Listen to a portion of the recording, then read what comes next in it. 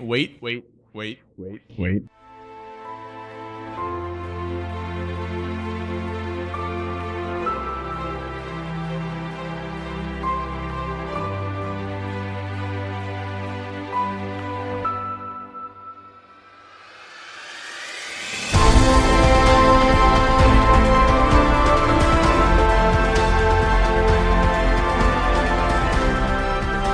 Welcome back to the Christ in Culture. This is Steve. And this is Clint. Clint, how have you been, man? Not too bad. Dude, I was thinking about this as I was driving up here to your place. When was the last time you were on the show? It's been a while. It's been a long time. I think it's probably been at least a month, right? Yeah, I think y'all had to cover me because I was on the road or something. Yeah, I think you were in like San Antonio or something. Yeah. So I just looked it up. It's been 6 weeks. So a month and a half. Ooh. Yeah. Ooh. Yeah. It's been a while. It'll be another 6.5 since I'm just kidding. Steve is now part-time. Yeah. I'm full-time crazy, though. So For sure. But yeah, so I've been doing pretty good. It's kind of that point in the year where we're just preparing for kind of the upcoming year, essentially. Yeah. So we have tons of meetings with parents, with volunteers for the core program, different stuff like that, preparing for trainings, preparing curriculums, all that fun stuff. So it's a ton of office work, not exactly fulfilling stuff, but it's stuff that needs to be done. So it's just one of those mentally exhausting more than physically exhausting kind of things. Right. But we're doing pretty good. So yeah, how about you? Well, you've been everywhere. Yes, I travel almost nonstop. But other than that, you know who else is nonstop? Alexander Hamilton. There's a song about it. Yeah, I think I've heard that song in my car as I've listened to the soundtrack. But yeah, it's solid. Yeah, I am just, there's that, and then this month is kind of prepping for the gala, because next month is pretty much all hands on deck. Plug it. All for September. People who were not here with us last year, what is the gala? Yeah, so the Celebration of Life is our annual gala at Texas Right to Life. It is September 28th this year, which is a Saturday. It's a huge pro-life gala, silent auction, a lot of moving parts behind the scenes to provide a good dinner. We have a speaker and just sort of a big fundraising event for the nonprofit that I work for. Where did the funds go to? Is it directly to your organization? Yes. Which is like what August is all about, is getting the sponsorships in so that the money raised at the event goes to the organization, not the event.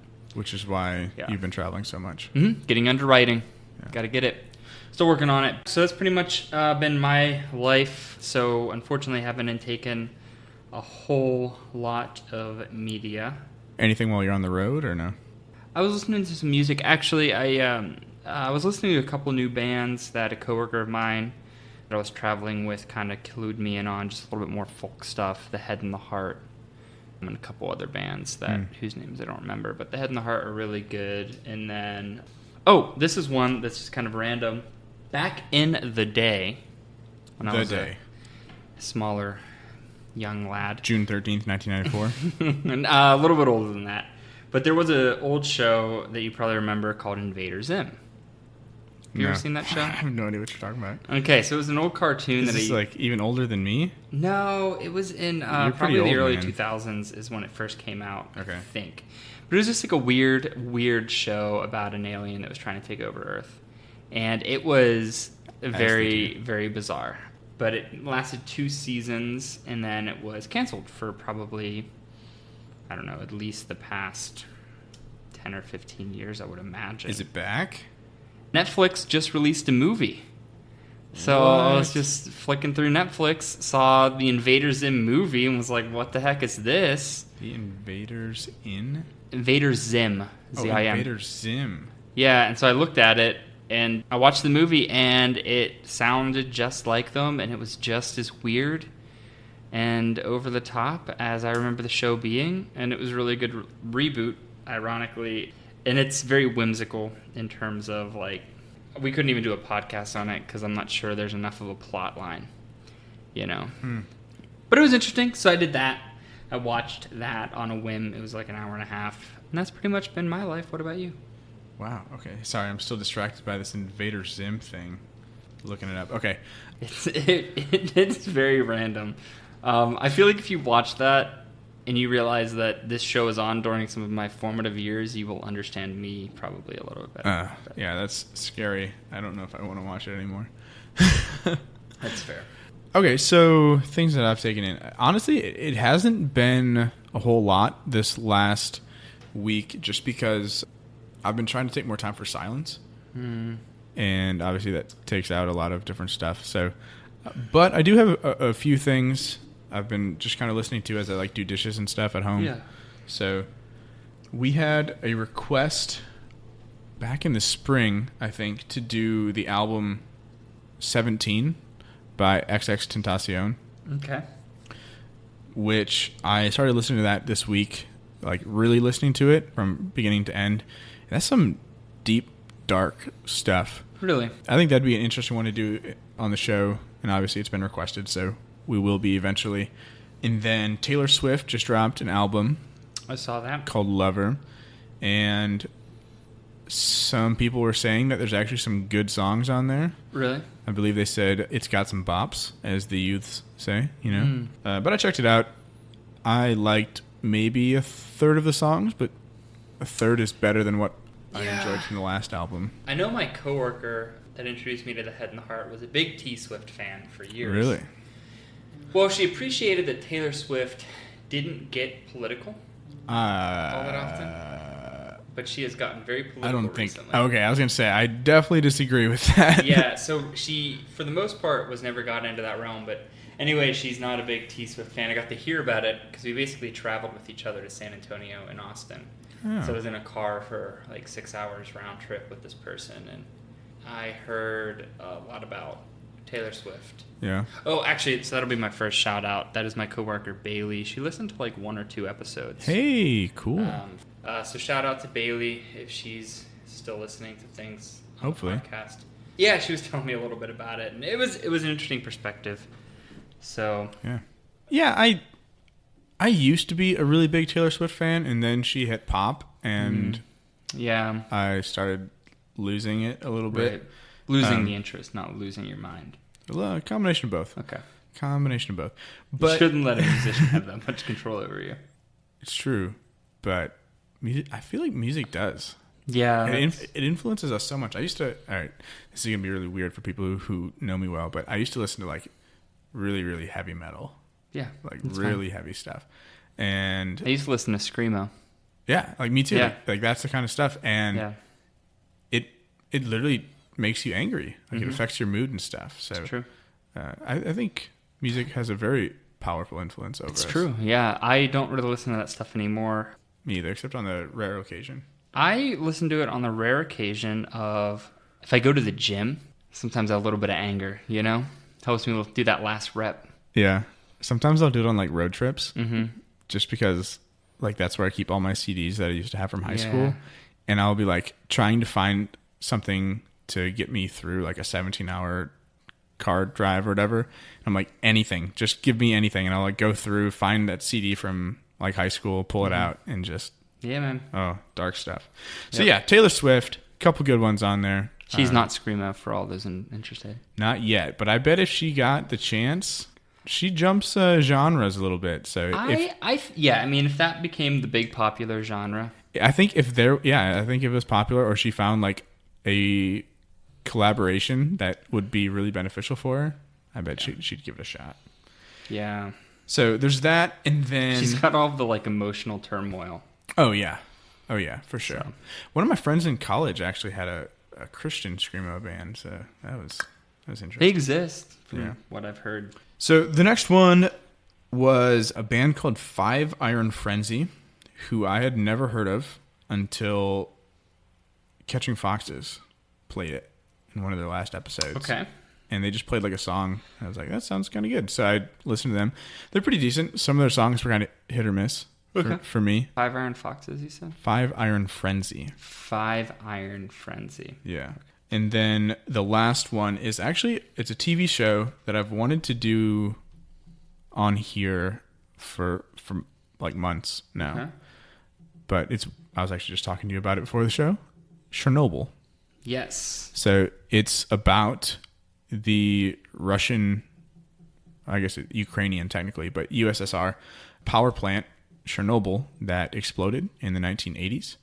And the people who were involved with it, the people who were guilty, the people who were heroes, and different stuff like that. And there's some really awesome themes in there. I think it has pro-life themes. I think it has themes of just morality and stuff. And I think it's on HBO, right? Yeah. Yeah. They dropped that right after Game of Thrones ended. I think it was one of those moves where they knew people were getting HBO subscriptions just for Game of Thrones. And it's like the 1 month subscription and then you drop it kind of thing. Mm-hmm. You're smiling like that's what you did. No. Oh, okay. But I did do that actually. I created a account for like 1 month to watch Game of Thrones. Yeah, exactly. And that's what most people were doing. And then they were canceling it. So I think what they did was they dropped this right as Game of Thrones was done to try and keep people in. And it seems like it worked because this was a pretty big show at the start of the summer. Yeah. So I believe it. We're always looking for the next binge. But you couldn't get me because I was also looking for that bottom line in my pocketbook. All right, yeah, so that's what I'm taking in.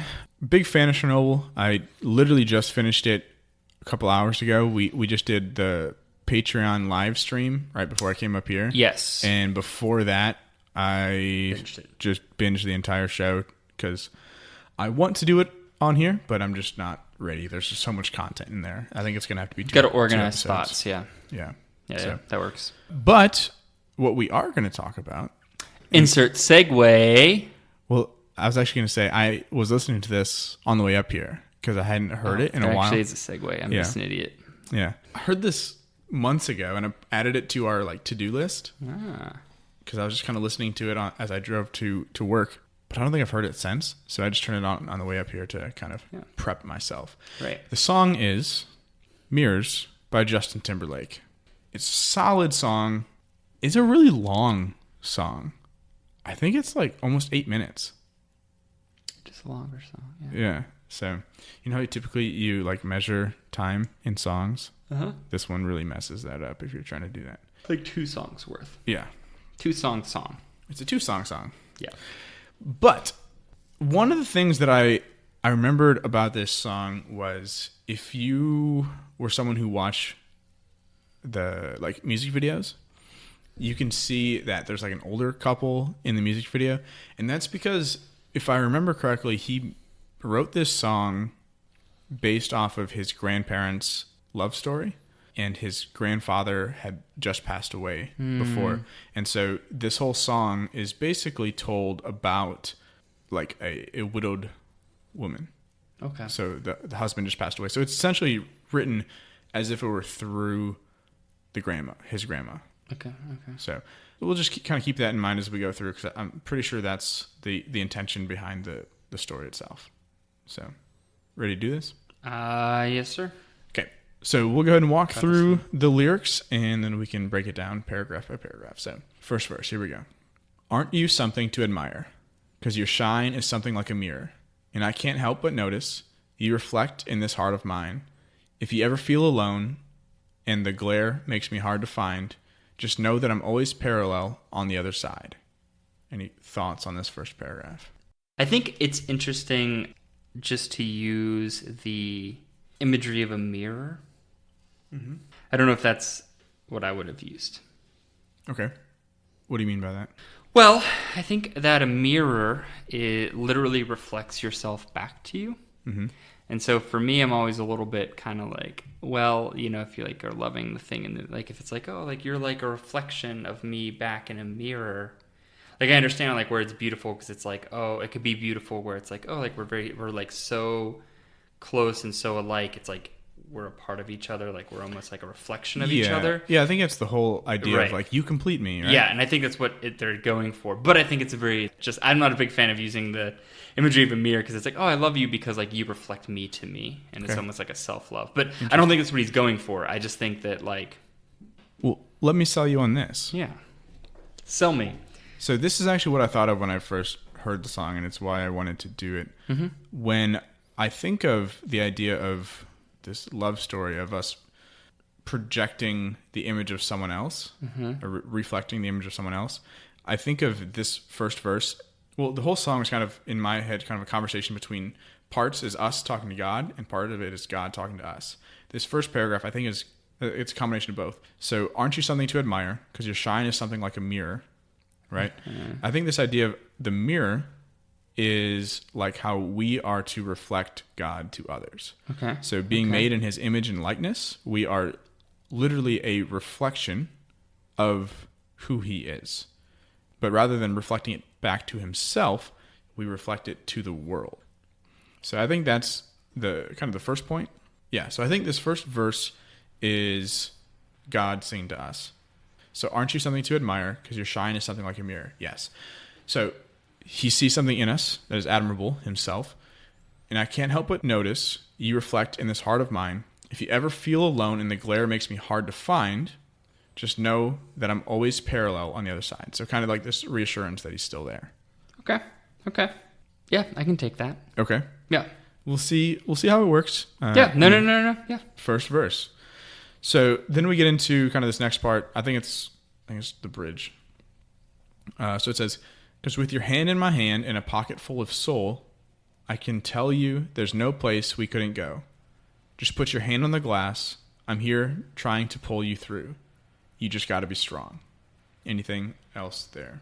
Well, I mean, if you're going to use it as an allusion for God's love for us, then I think the line of, just put your hand on the glass, right? I'm here trying to pull you through, right? And we're talking about like grace, that like God is trying to like bring us to him.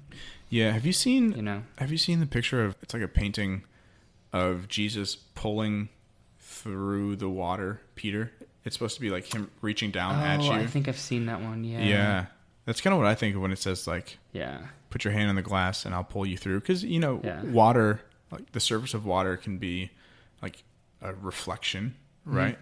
And so kind of putting your hand there, reaching out and kind of accepting him pulling you through. That's kind of where I see that going. Okay. I can take that. Okay.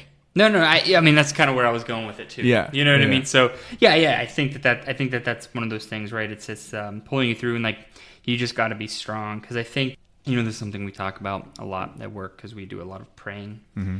But just this idea of like remaining steadfast and remaining strong, right? It's very, I think, easy to, in our faith lives, despair or become despondent. Yeah. And I use those words specifically because we started doing a 3 o'clock Divine Mercy Chaplet every day in addition to the 12 o'clock Rosary. And that's like one of the prayers, right? That may not despair nor become despondent. Yeah. But I think it's easy to do that, but that there's a reminder that like we need to remember to like stay strong. For sure. Right? To stay strong enough to accept God's grace. For sure. That brings us into the chorus. So we can go ahead and walk through, because I don't want to lose you now. I'm looking right at the other half of me. The vacancy that sat in my heart is a space that now you hold. Show me how to fight for now, and I'll tell you, baby, it was easy.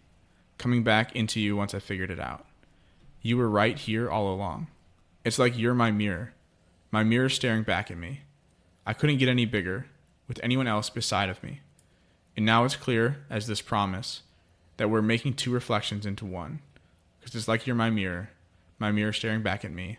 I think it's interesting. So there's a lot of psychology out there where we tend to become like the people we spend a lot of time with. Mm-hmm.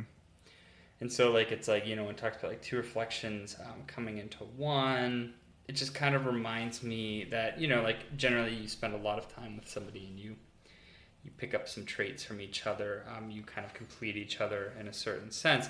But the part that I really like from this whole chorus is I couldn't get any bigger with anyone else beside of me. Yeah. I think it's a reminder that marriage and relationship, all relationships, even friendships, right? That relationship is something that ultimately is meant to help us grow in holiness, right? It's to help us step outside of ourselves, right? So like the reason we have friends, we have family, or the reason God created us for community is to exercise the mercies and the loves that he shows us and that calls us to live. And it like helps us to grow, to be in relationship with other. Like relationship with other is a sanctifying act for us. Right. Particularly in the vocation of marriage, in a special way in the vocation of marriage, where you're becoming bigger, you're becoming holier, you are tasked with helping each other grow in holiness towards heaven. And that is ultimately like, right, I couldn't get any bigger with anyone else beside of me, is one of those things where it's right when we're obviously picking our dating relationships or potential spouses. That's something we want to make sure we keep in mind. But right. And Gordon and Lizzie just did an episode on dating a couple weeks ago too. Yeah. But yeah, so choose someone who's not just going to make you like feel good all the time, but literally make you a better person. And yeah, not something that's just super shallow, that's vain and can easily fall apart. Right.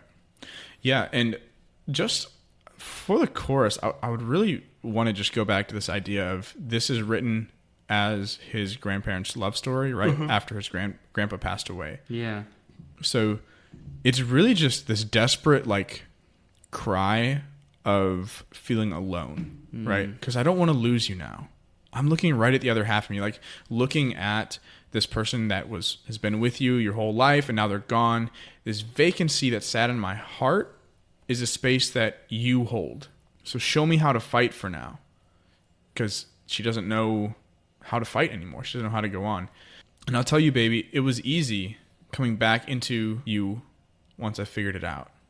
That you were right here all along. So this idea that he never left her, right? She's still present. And if you watch the music video, we can put a link to the music video in here too, so you guys can kind of see this. Caution, don't watch it with children.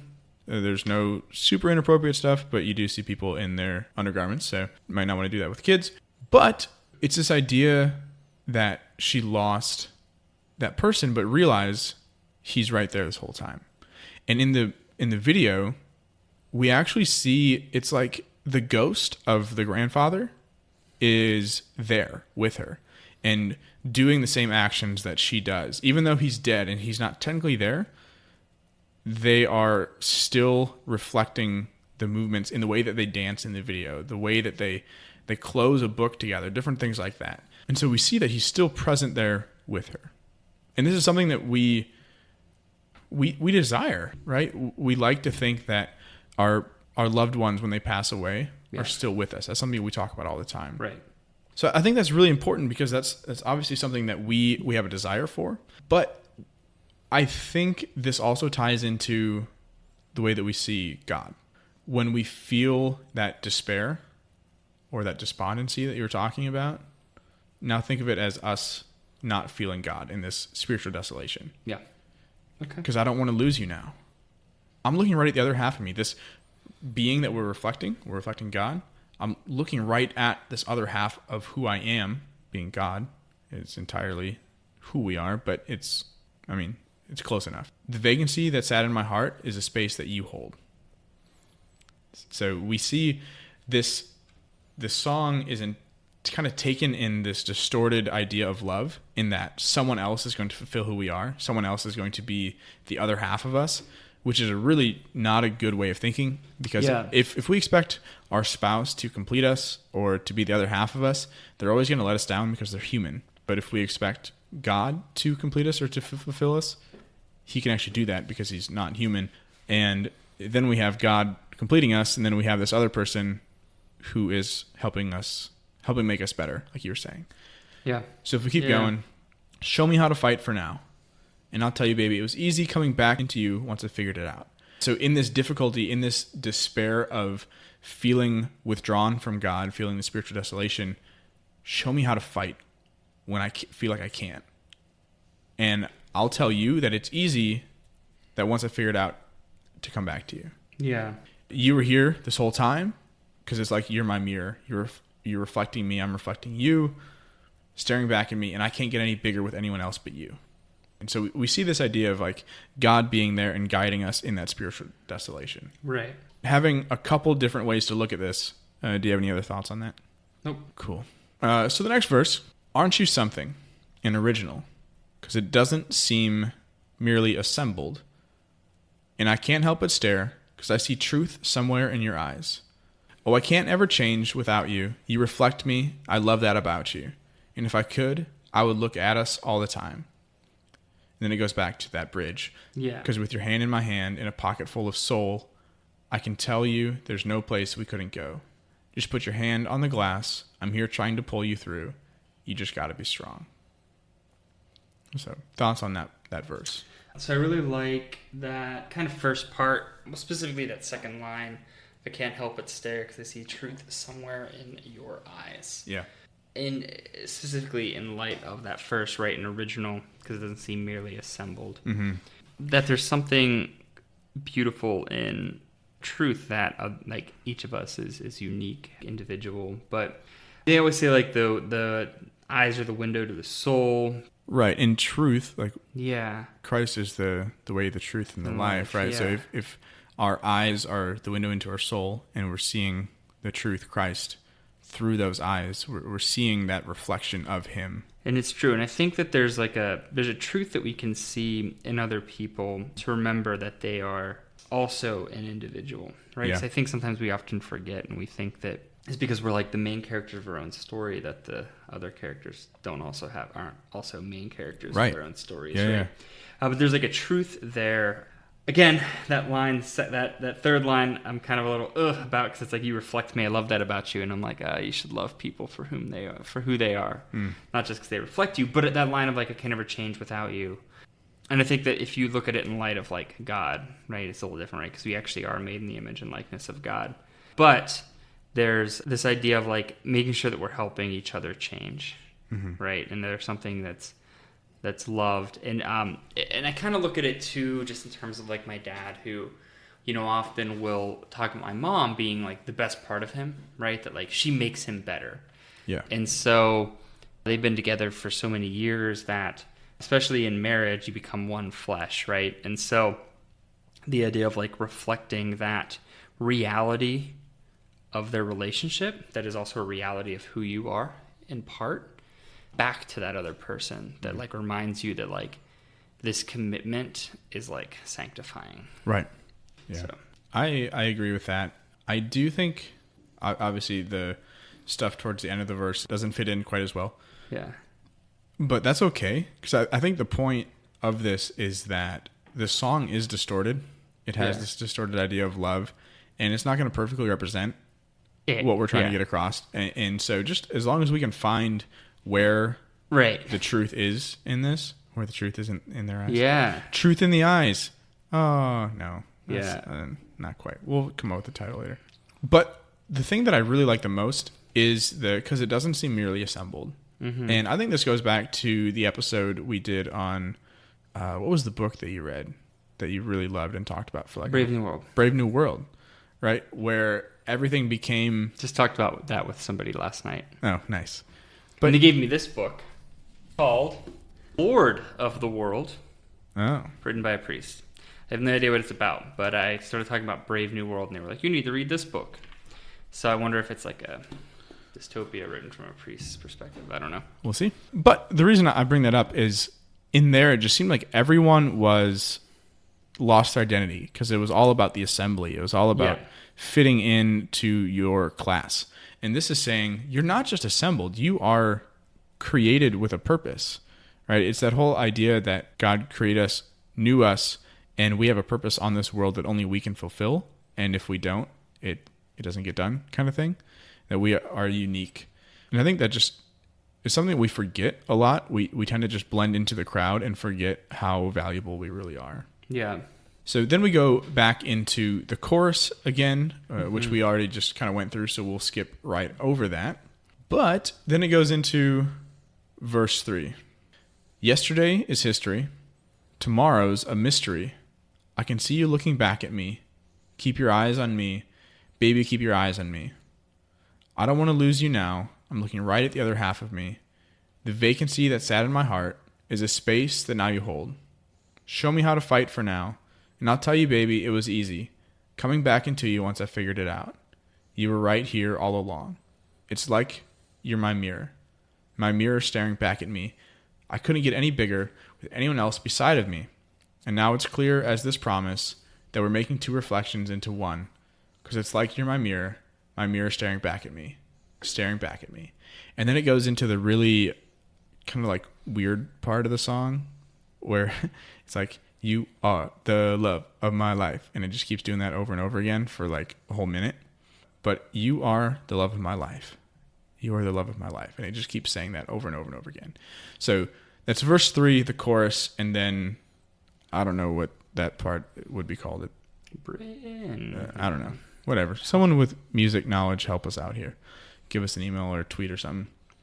But let's go ahead and break that down. So yesterday is history. Tomorrow's a mystery. I can see you looking back at me. Keep your eyes on me. I think if you're looking at it in terms of like how Christ talks to us, right? I mean, yesterday's a history. I think that oftentimes we worry too much about the past. Mm-hmm. We certainly worry a lot about today, right? But like today's still a mystery. It doesn't even talk about tomorrow, right? But like that's, I think, kind of the unwritten rule is like tomorrow's not here yet. Most of today is still a mystery. Like the rest of today is still a mystery of what's going to happen. Yeah. So we don't really need to worry about that. But it's kind of like if you're looking at it in terms of that, it's like, yeah, we can learn from our mistakes, but like don't dwell on them. Like trust like that today will be taken care of, and just keep your like eyes fixed on the cross. Like keep your eyes on me. Yeah, it's like stay in this present. Oh, perfect example. Shrek. First Shrek movie. So you know the scene where they're trying to go to like the dragon's castle? Yeah. And Donkey's afraid to walk across the bridge. Mm-hmm. Do you remember what Shrek does? I don't. Off the top of my head. So Shrek, if I remember correctly, he like talks to Donkey and is like making him mad or something. I don't remember exactly, but Donkey is so focused on Shrek that he doesn't notice that he walks all the way across the bridge over the lava. And I've totally done that. So I used to work at a camp, right? And part of what I did was lead high ropes activities. So we're 30, 35 feet up in the air, and you're like strapped in to a harness and everything, but that's still scary for people, you know? And so I do it with some kids as young as maybe 5th grade or something like that. And obviously they'd get really scared. And so I would be on the other side waiting for them and just say, keep your eyes on me. Focus on me. And all of a sudden the fear starts to go away a little bit because they forget about it because they're focusing just on their goal. Right. And I think we've been talking about this a little bit in the past couple episodes. We did one called Aim Small, Miss Small, where we talked about focusing on your goal, and then you are more likely to reach that goal kind of thing instead of being worried about all these other things. But it comes down to, again, that Peter walking on water. He was fine when he was focused on Christ, but as soon as he looked at the waves and the storm, he started to panic, and that's when he fell. And so I think this yesterday is history, tomorrow is a mystery. Stay where you are. I can see you looking back at me. Keep your eyes on me. Just look at me. Just look at me. That's all you need. Just focus on me. This idea of like Christ talking to us. So all that to say, I agree with you. And I think it fits. All right. We go back to the chorus, but then that bridge or whatever you want to call it, you are the love of my life. And it's just repeated. And I think it's important that it's repeated, not just like said once. So last week we did that episode on Good Will Hunting, and there's a scene in Good Will Hunting where Sean just says over and over again, it's not your fault. It's not your fault. And I think there's something about this being repeated over and over again that tells us it's something that we don't believe and need to hear multiple times. Because that's why Sean had to say it like 15 times in that scene, because Will didn't believe it. Yeah. Until he had heard it over and over and over again. Right. And I think this is that same situation, God talking to us saying, you are the love of my life. You are the love of my life. Because we don't believe it. Yeah. Yeah. Which is like, I think why we're gifted the sacraments. There's something about being human that needs to be affirmed. That needs to be reminded that we are loved. That's why we have different love languages, right? The way in which we have it. But there needs to be some sort of physical reminder, sort of reality to remember that God does love us. Mm-hmm. Yeah. And then we go into the final couple verses here, and we see a little bit of a shift. And I think this is where JT is actually talking more to like his love interest, which I would assume would be his wife. And so it says, now you're the inspiration for this precious song. And I just want to see your face light up since you put me on. So put the song on. So now I say goodbye to the old me. It's already gone. And I can't wait to get you home, just to let you know you are. And then it goes back into saying, you are the love of my life. And so we see kind of this transition from, he's singing about his grandparents and their love. And because of that, he wants to love the girl that he loves better. Mm-hmm. And so he's saying, the old me, it's dying. It's gone. Yeah. And there's something new that I want to give you. Right. So you want to speak to that a little bit? I don't know what else to add to it other than that. Right. I think it just goes back to what we talked about earlier, right? Where there's this growth that happens in relationship, right? That ultimately the thing that relationship is geared toward, all relationship is geared toward, is to become less us focused and more other focused, right? To begin to die to our old self, die to our selfish nature, and develop a selfless nature that is oriented towards others. Yeah, and I think there's something to the phrase from Scripture that Christ makes all things new. Mm-hmm. Yeah. Right? And so we see this old way dying and this new self coming forward, this new self which loves better. Yeah. And there's something just beautiful about this verse. Now you're the inspiration for this song. Mm-hmm. You are. And so we see kind of this like kind of adorable like love going on here, right? Yeah. And I can't wait to get you home, just to let you know that you are the love of my life. Yeah. And we see kind of this loving anticipation to give to the other, right? I just can't wait to be with you and let you know that I love you so much. And I think this can go both ways in this conversation that we're talking about, right? God to us, us to God, either way. Yeah. Yeah. And just like, I just want to spend time with you and let you know that I love you. Yes. And obviously this is supposed to be like husband to wife is the way that it's portrayed in the song. But I think even that in itself, the way that we love each other within marriage and within our sexuality is supposed to reflect God in the way that we love him and he loves us. Absolutely. Yeah, this last one, I might have a little more to say. Go right ahead. So it's, girl, you're my reflection, all I see is you, my reflection in everything I do. You're my reflection, and all I see is you, my reflection in everything I do. Mm-hmm. So I think there is, again, going back, there's something to be said about, and I go back to my dad, right? That my dad, like my mom, has helped my father kind of in that sanctification process, right? Yeah. That we're like, he'll even admit like she's the best part of him. Like he's grown in compassion and love because of the compassion and love my mother has. And because of that, when he acts in kindness and love, like he's reminded of my mother. Because he recognizes like that is something that she has been able to help him and gift him in. And I think there's a lot of times that we'll do things and we'll think about, we'll make these decisions or we'll do things and we'll remember the lessons that led us there.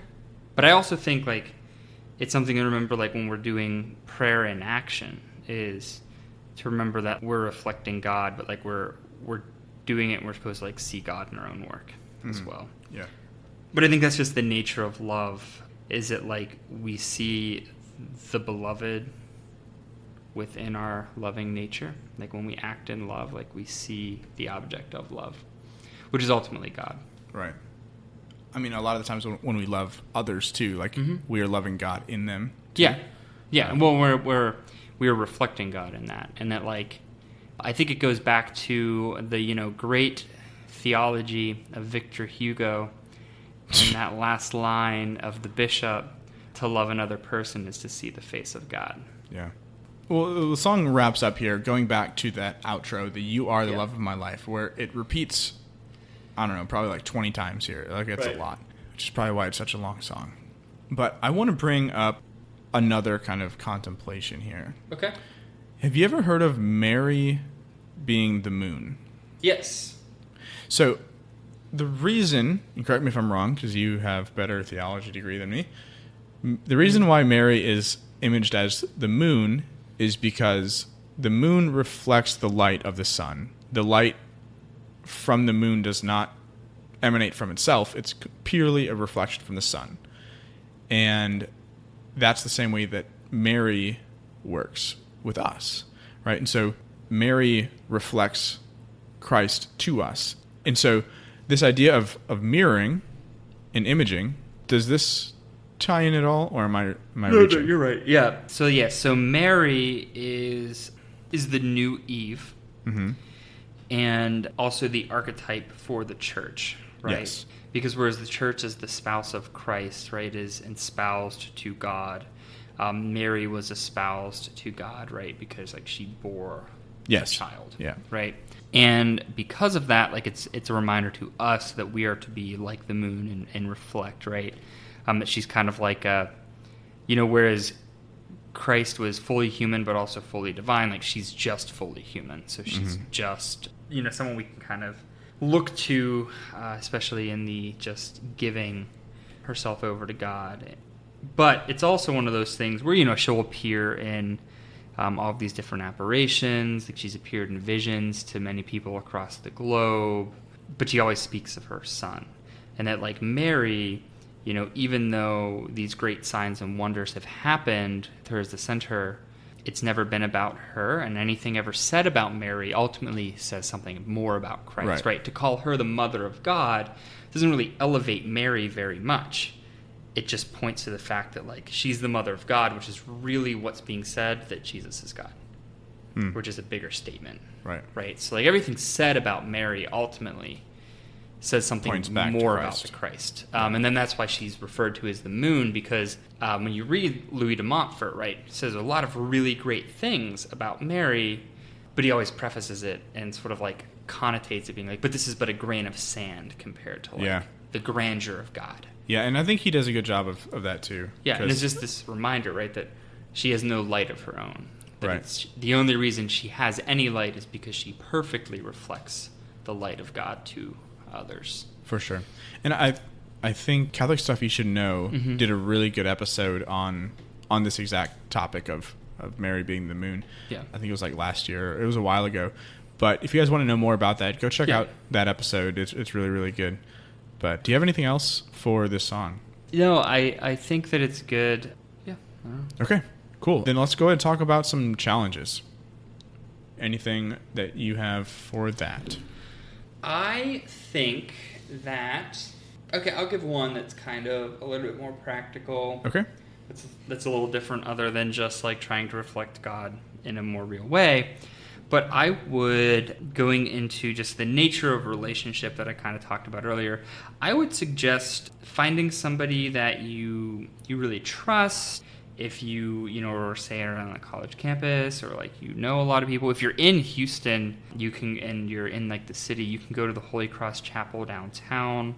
That's where the Opus Dei priests are, and they do spiritual direction all day. That's all they do. But to find a spiritual director, or if you can't find a spiritual director, find a trusted friend that you can have as an accountability partner. Have somebody that you can develop a holy relationship with that is geared toward helping you grow in your relationship with God. Yeah. Right? Something that just helps sanctify you. Like, find a good, holy relationship that aids you in your journey. Right. And if you are married or dating someone, ask yourself, are you doing that for your spouse or significant other? And are they doing that for you? And if not, maybe that's something that you can work on. Yeah, absolutely. Have that conversation. So I want to give you guys one as well. This one is not as practical, but hopefully you guys can run with it. So I want you guys to take the verse where it says, yesterday is history, tomorrow's a mystery. I can see you looking back at me. Keep your eyes on me. Take that to prayer and meditate on that. What does it mean right now in your life to keep your eyes on Christ? And are you doing it? So just take that to prayer, whatever that looks like. It's going to be different for everyone. Any shout-outs? Shout-outs. I'm trying to think. I think we had some new listeners. So I don't know how to say this, but Ellir, Ellir, shout out to her. She's been listening to some episodes. And then Amanda Mendez. So a couple new listeners. And Carol Tyson. So shout out to the three y'all. You don't have any shout outs? I just had Bailey, which I said. Oh, okay. So a few announcements then. Oh, yes. Before we jump in. Away. So the first announcement that we have for you guys is this is our 98th episode, which means we are getting pretty close to episode 100. And starting last year, we have a few kind of traditions that we started. So on our 50th episode, we did a live episode with a live audience. This year, we hope to do the same thing. We're still working out the specifics, so I can't give you an exact date, but it's going to be in a couple weeks.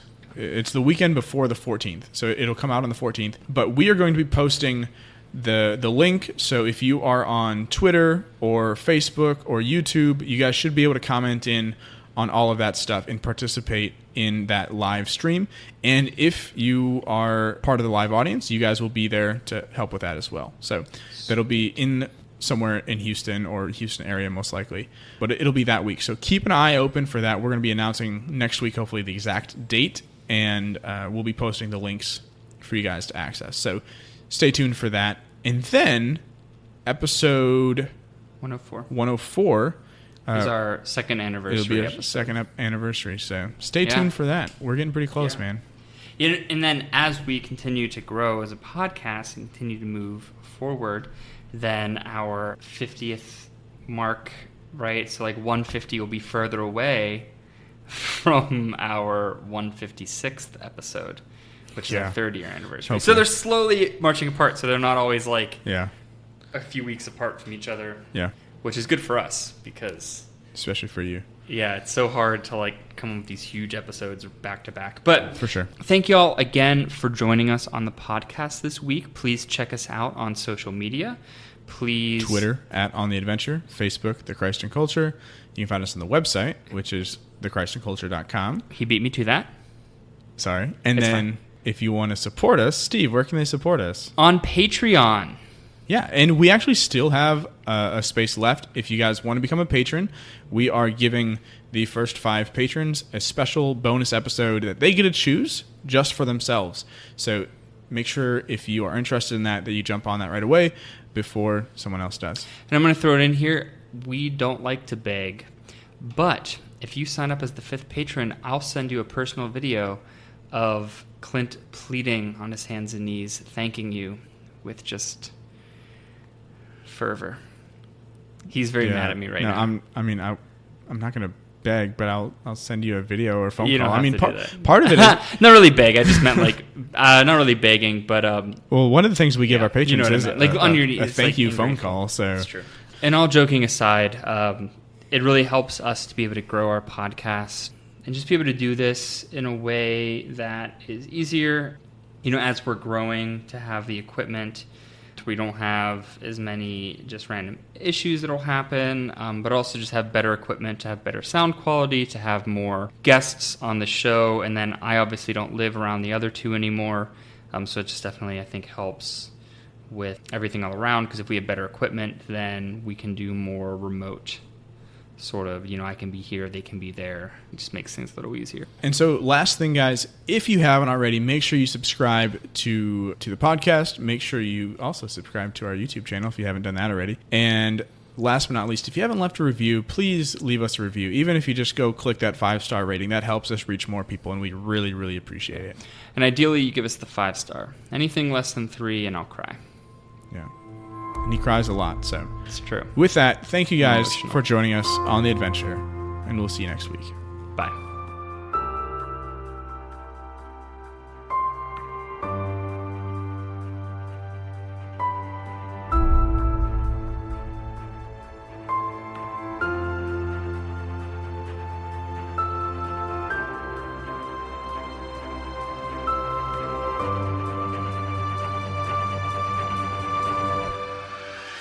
I have an apple. I have a pen. Apple pen.